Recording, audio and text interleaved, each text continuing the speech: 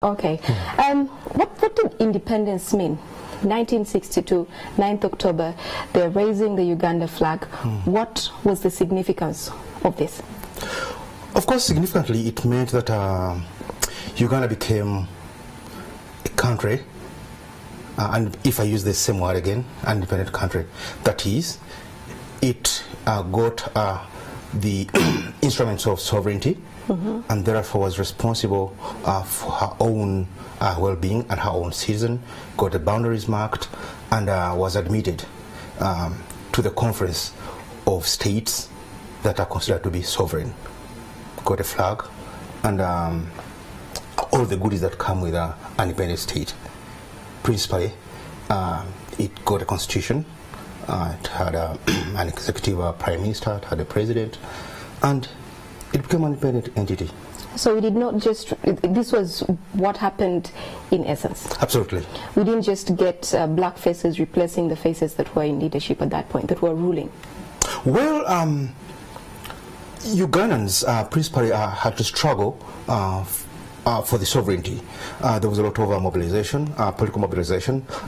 If you look at the efforts by pre-independent political activists, Musazi and Milton Obote, and all the efforts that were undertaken to see that people get self-rule, Uganda as a country gets self-rule. And certainly, it didn't come on a silver platter, although if you compare to look at it across Africa, of course there are countries that had a bigger share of bloodshed in order to get independence. I mean, if you look at what happened in Kenya, 1963, you look at the bloodshed by the Mau Mau fighters, you would compare. Uganda had it easier. Perhaps you could say it had it easier. Okay. Well, when you look at the celebrations that were taking place today in Chotera and the celebrations over the years, is this what national celebration, celebrating the independence of a whole country should be like? Well, of course there's been a wane, over time there's been a wane in the way citizens celebrate independence. And I think this wane in large measure is defined by two fundamentals. One is the fundamental of economics and class struggles, and then the other fundamental is the fundamental of access to wealth and access to power. So those two fundamentals explain the varying appreciation of independence. And two, the other important consideration is emergingly we've got a very big generational gap, and their appreciation of independence is considerably different from the generation that was the rural independence generation, who you say in literal terms ate the fruits of independence. We seem to have one group of like-minded individuals celebrating independence. So if you look at who was present in Chotera, is that representative of the country? And if we look at all the national celebrations we have, if we look at all of the big celebrations that we have, who is present? Is this what national celebrations are like? What's it like away from Uganda? What does a national celebration mean? Well, a national celebration is usually a celebration of milestones. And of course these milestones are evident, they are known.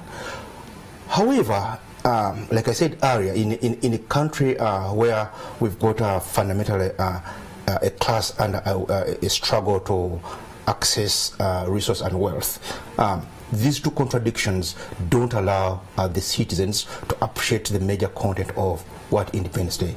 There is a major consideration for economic accumulation, and those that feel that they're not part of the economic accumulation puzzle feel that they're not independent enough. So independence goes into the context of politics and the context of economics. So it's a political economic question right there. So we know that there are people who say, well, the British should have stayed anyway because look at how we've managed ourselves, and they give the examples of the 1966 crisis. Then we look at 71 when Amin came in, 79 when he was overthrown, 1980 the elections that took place, and of course the allegations that it was rigged, and then of course the Bush war that then came after. What are your thoughts? I think it is bizarre to begin thinking about a recolonization of some sort. I mean, it's extremely bizarre to think that you are better off under a colonial superintendent than when you are you're participating in the decision making of quite a number of actions in the country. True, there could be. The question would be: are we all participating? Absolutely, that's the question that begs. All countries that got independence got it with a couple of variations.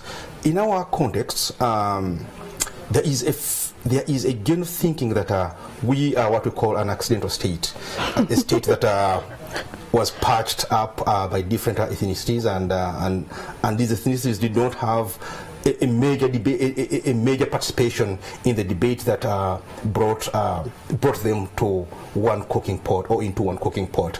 And as a result of perhaps this lack in depth of debate, having been seen by a superintendent, a British superintendent of some sort, there is some kind of double allegiance, a double allegiance on tribe and ethnicity, and another allegiance to state, and as a result, it downplays what the contents of real independence is. So you have state on one hand, and you've got a tribe and ethnicity on the other.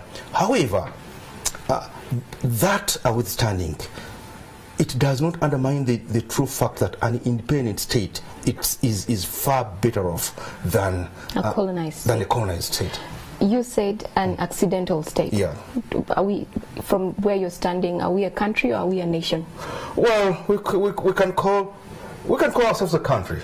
Practically speaking, we can call ourselves a country because